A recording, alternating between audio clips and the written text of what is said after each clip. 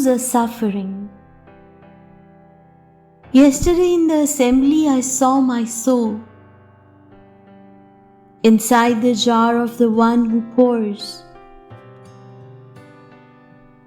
Do not forget your job, I said. He came with his lighted face, kissed the full glass, and as he handed it to me, it became a red gold oven taking me in, a ruby mine, a greening garden. Everyone chooses a suffering that will change him or her to a well-baked loaf. Abu Lahab, biting his hand, chose doubt. Abu Huraya, his love for cats. One searches a confused mind for evidence.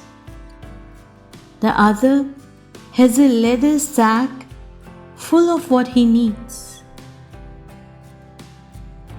If we could be silent now, the Master would tell us some stories that they hear in the High Council. Everyone chooses a suffering that will change him or her to a well-baked loaf,